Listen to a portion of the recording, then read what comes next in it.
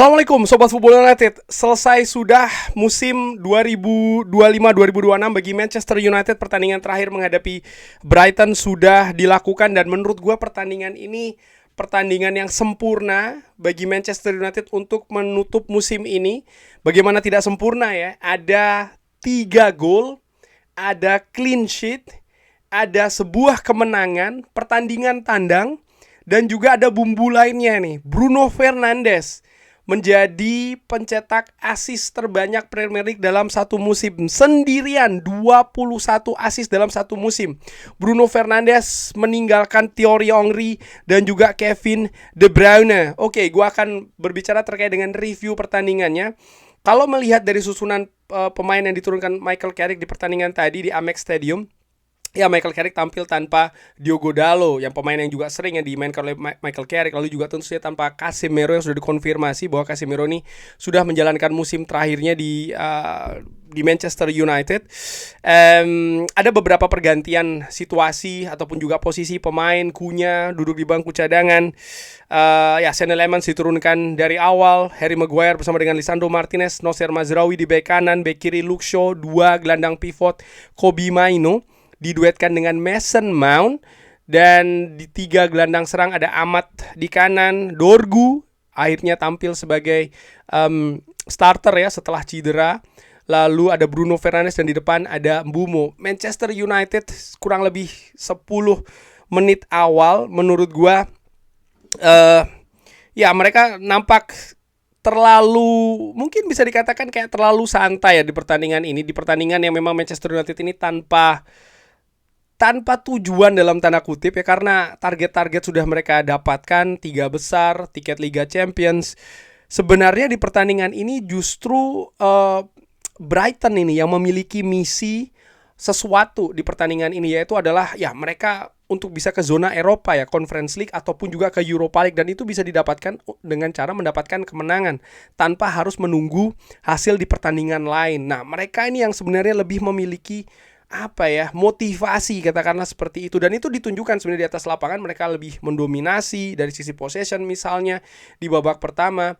Mereka lebih agresif, determinasi mereka juga lebih tinggi. Manchester United di sisi lain ya, mereka nampak memang lebih memfokuskan pada lini pertahanan Manchester United. Tapi ketika Manchester United ini ingin melakukan serangan balik misalnya ya, tidak cukup cepat transisi yang dilakukan sehingga pemain Brighton sangat mudah untuk mengantisipasinya.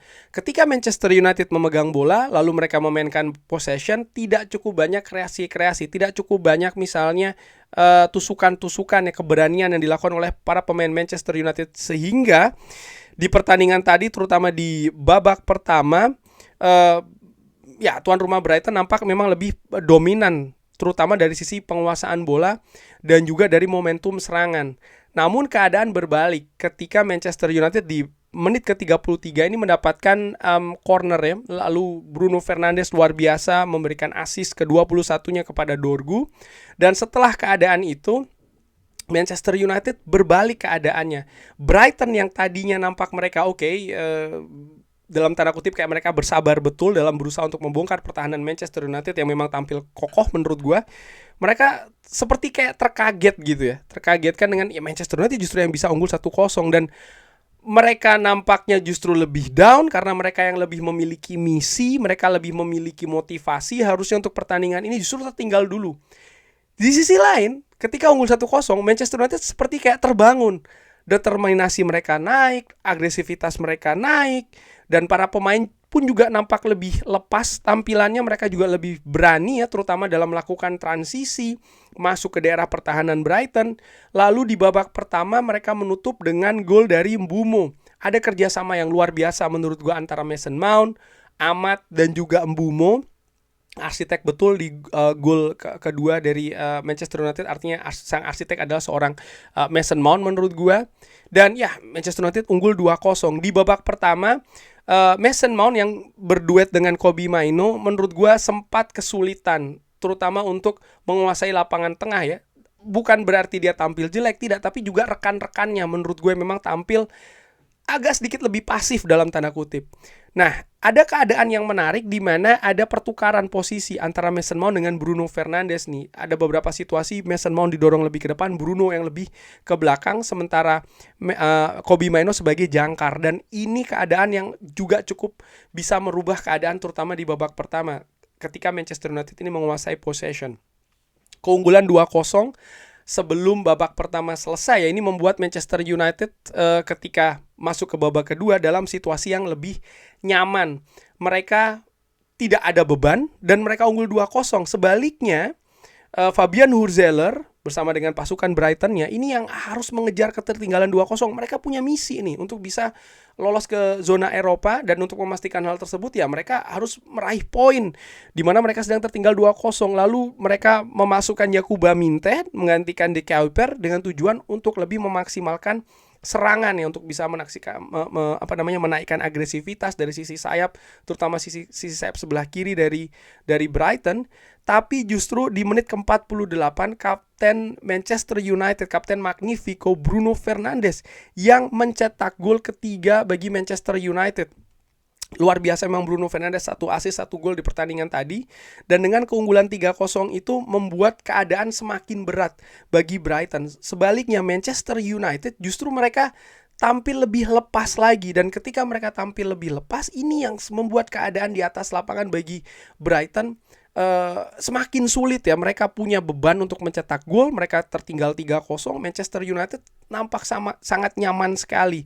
Sehingga ya segala situasi di atas lapangan tadi nampak memang lebih menyulitkan Brighton, terutama ketika mereka menyerang. Manchester United memiliki lini pertahanan yang performanya menurut gue sangat baik di pertandingan tadi, terutama 2 center back-nya ya, yaitu adalah Harry Maguire dan juga Lisandro Martinez. Kredit juga gue berikan kepada Nocer Mazraoui yang berhasil menurut gue menjaga dengan baik sisi sebelah kanan Manchester United dari serangan-serangan Jakub Minteh.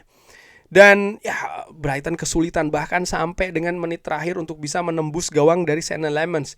Mereka menurut gue justru determinasinya menurun. Mereka tidak memiliki agresivitas yang diperlukan. Sebaliknya Manchester United justru dengan serangan balik yang dilakukan di babak kedua dengan bola-bola direct yang akurat sering membahayakan lini pertahanan dari Brighton. Beruntung Brighton memiliki Bart Verbruggen ya, kiper yang tampil sebenarnya cukup oke di babak kedua.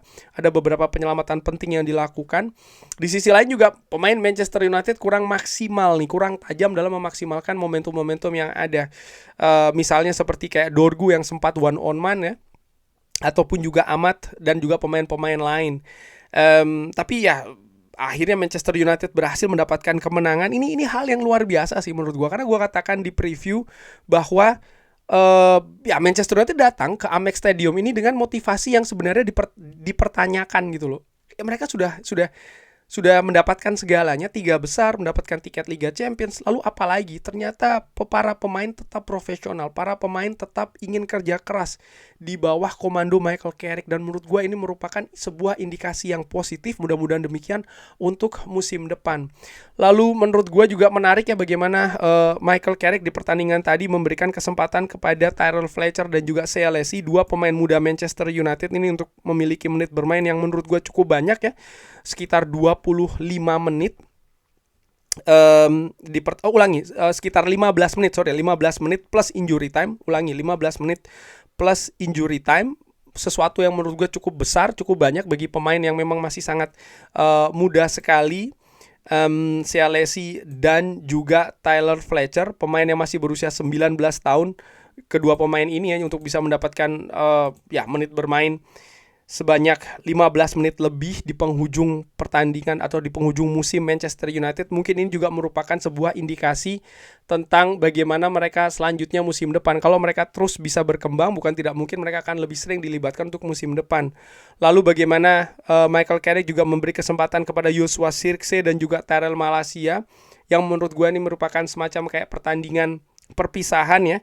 Sebenarnya gue juga sempat menunggu nih bagaimana dengan Ugarte, apakah Ugarte akan diturunkan, karena Zirkzee, Malacia dan juga Ugarte ini sering disebutkan akan meninggalkan Manchester United di musim panas nanti, tapi ternyata hanya Malaysia dan juga Joshua Zirkzee yang diberi menit bermain. Dan ya menurut gua ini pertandingan yang luar biasa, 3 gol, clean sheet, 3 poin. Bruno Fernandes sekali lagi ini merupakan pertandingan yang akan dikenang betul bagi klub ya menurut gua, dan juga sang pemain itu sendiri, dan juga bagi fans tentu saja. Bagaimana pentingnya peran Bruno Fernandes musim ini di Manchester United. 21 assist Bruno Fernandes bersama dengan Manchester United, dan ini di luar dari angka gol Bruno Fernandes yang mencetak 9 gol ya. Menurut catatan gue ini dia mencetak 9 gol. Jadi total ada 30 gol dari Manchester United yang ada kaitannya dengan Bruno Fernandes. Dan kalau Manchester United mencetak 69 gol total musim ini, maka hampir 50% dari gol yang diciptakan oleh Manchester United ini ada kaitan langsung dengan Bruno Fernandes. Sedemikian vitalnya, sedemikian pentingnya Bruno Fernandes bagi Manchester United musim ini. Hasil yang fantastis, menurut gue hasil yang sempurna, magnifico. Bagaimana menurut Sobat Football United? Seperti biasa silahkan drop di kolom komen. Terima kasih sudah menyaksikan. Jangan lupa like, sholat, dan juga subscribe. Wassalamualaikum warahmatullahi wabarakatuh. Thank you.